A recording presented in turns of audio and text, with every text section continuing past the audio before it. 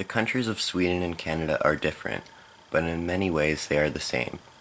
For this video, I will be discussing each respective country's geographical area on the Earth and how this relates to its valuable resources.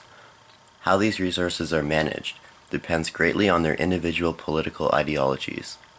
How these ideologies differ affects the individual cultures of the countries, and therefore the country as a whole. The governments of Sweden and Canada are run differently, and because of this, they profit off of their exports and imports in different ways. This also affects the environment, as we will see later in the video. First, we will be looking at the country of Sweden. The beautiful country of Sweden is located in the northern part of Europe. It's famous for its Viking past, as well as its reputation in today's age as one of the leading economies in the world. Its population of 9.5 million, called Swedes, pay very high taxes, but in turn enjoy many benefits, such as free healthcare and free education. Some, especially us that live in more conservatively run countries, tend to see these practices as being socialist, and this may not be far off from the truth. When examining the political spectrum between far-right capitalists and far-left socialists, Sweden's general political ideology would be slotted in the left. However, Sweden is an interesting example of clashing ideologies, as it uses many traditional socialist practices when dealing with its citizens, yet it operates as a capitalist country. Currently, the Swedish Social Democratic Party has the majority of MPs in the Swedish parliament, which is one of the main causes why its country is run in this way. Through its mix of socialist ideas and a capitalist economy, through a representative democracy, it seems that the country of Sweden takes its political ideologies from many different sources and combines them into what best suits them. And as the world is seeing, this system is working very well, making them in fact one of the largest influential leaders in terms of how to run a country. Its largest valuable resource is its forest industry, and this is no coincidence, as Sweden has the second largest forested area in Europe, behind Russia. From an economic standpoint, the paper industry makes up a whopping 12% of the total national employment in Sweden, and 12% of its exports in 2007 came from this industry.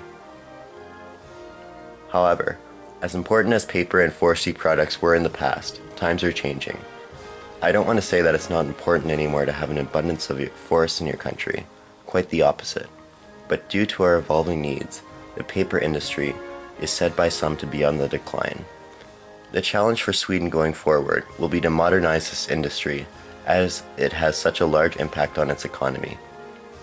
As of the latest census, around 25,000 people are employed in this industry, making it important for Sweden to be able to sustain its current powerhouse status and adapt to the changing times while still maintaining its beautiful forests that make the country what it is.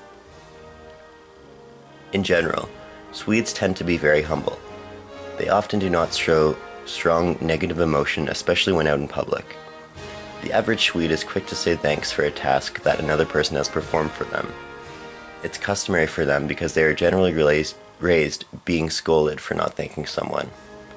This all sounds fairly close to the Canadian culture as well, but where Sweden differs from Canada is their absolute refusal to boast or think that they're better than anyone else.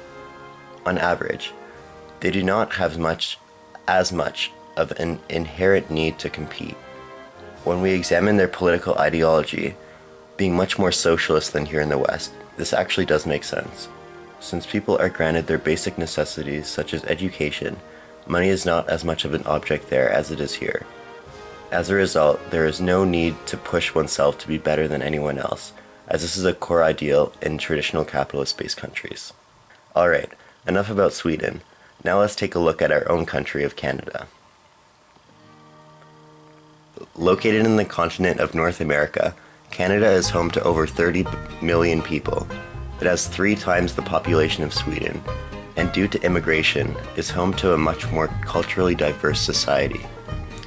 It is run under a parliamentary system, incorporating a prime minister. Compared to Sweden, Canada is seen as a much more conservative country, but overall, we can place it somewhere in the middle of the political spectrum. It also incorporates practices such as universal healthcare, but its government is made up of a conservative majority. Because of this, as a whole, we Canadians tend to be much more conservatively based-minded. Due to this mindset, Canadians live in a system with a much lower taxation system. Although we do have universal healthcare, we are not given as many services from the government as Sweden. It's a much more individualized society, perhaps due to the influence of the States. When it comes to Canada's resources, we have to sit back and look at how truly lucky we are to have such an abundance of natural resources. Our largest export right now is natural gas products, such as petroleum, which obviously brings to question how it will be managed in an environmentally friendly way. However, when we look into the future, we can see a change of mindset towards the world's most valuable resources. Currently, we regard oil as like gold, where almost every country is fighting for their right to possess oil. Again, luckily, we have an abundance of this here in Canada. But times will change, and the world is soon realizing that its amount of fresh water is diminishing.